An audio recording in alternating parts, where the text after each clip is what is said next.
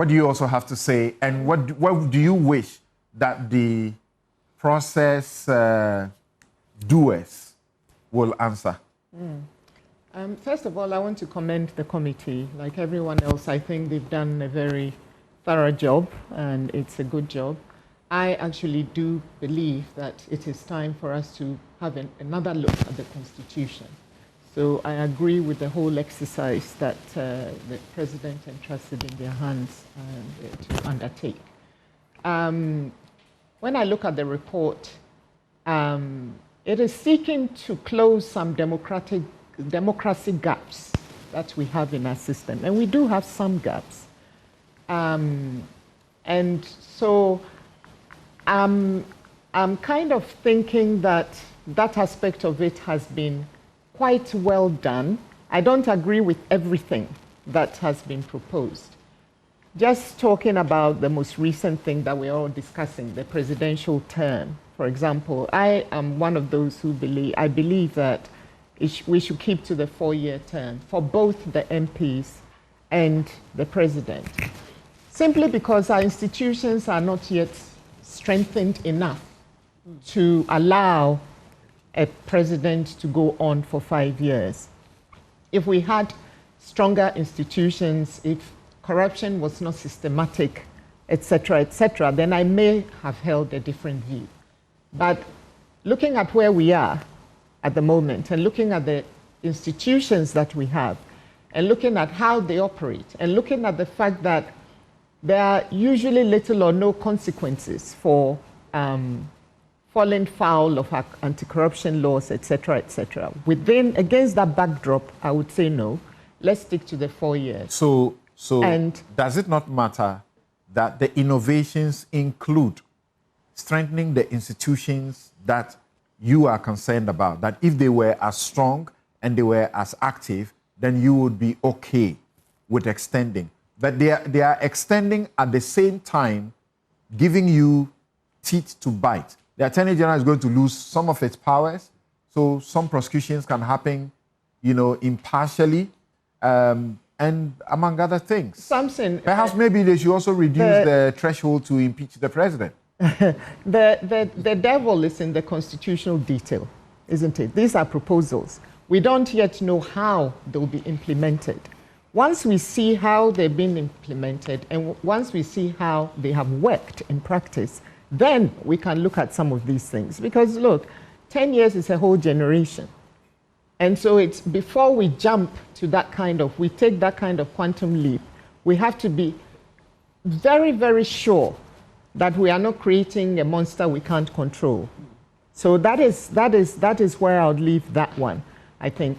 I'm very excited about some of the other proposals that they made. The whole thing to do with political campaign finances, for example, I think that was a gap that has been long-standing and that really needed to be addressed. And I think they've addressed it well.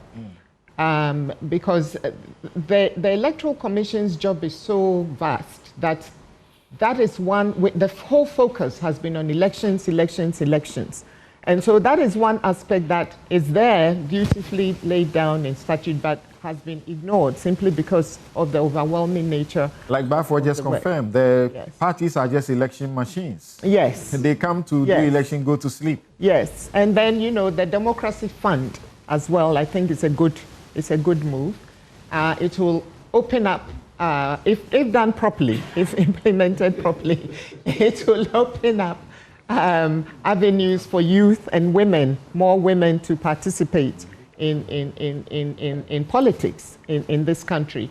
Looking at some of the institutions they've suggested, like the IRC and the Anti-Corruption Agency, for example. Ethics, yes, AEC. And anti-corruption. Yeah, some of the questions that come into my mind are, who is going to elect the membership of these institutions? Who is going to have the power to remove them once they are elected? And who is controlling their funding? Where is the money coming from? Most important. The most important thing, because he who pays the piper calls the tune. Because if we don't do that carefully, and we allow the executives to still infiltrate these organizations, then we are just rebranding the problem. We are not fixing the problem. So for me, as I said, I'll repeat what I just said, the devil is in the constitutional detail.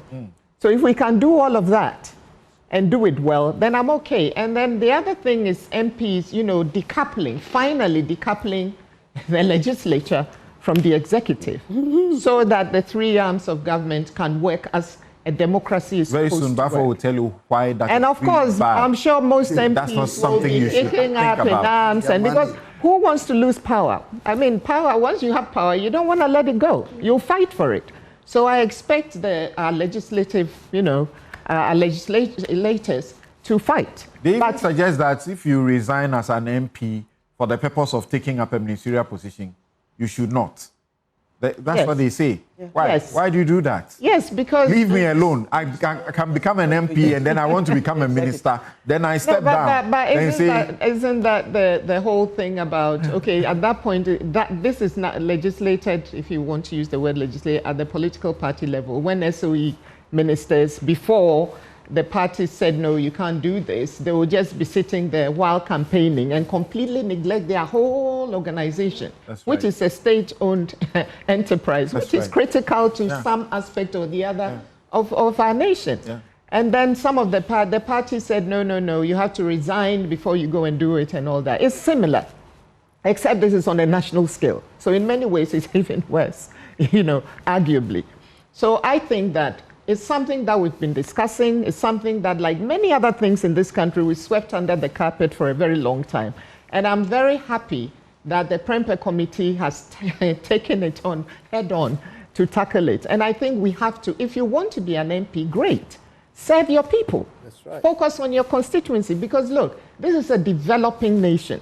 There are lots of things to develop in your constituency.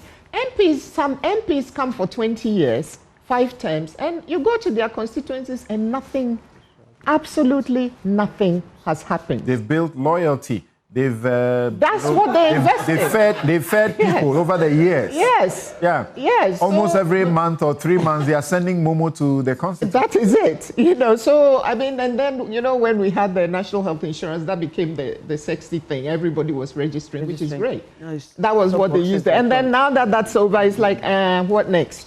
So I think they really ought to focus on their constituencies, maybe until we get to a point where we can call Ghana a developed country. And then, efforts can afford to be dissipated or divided. But for now, I say no. All right.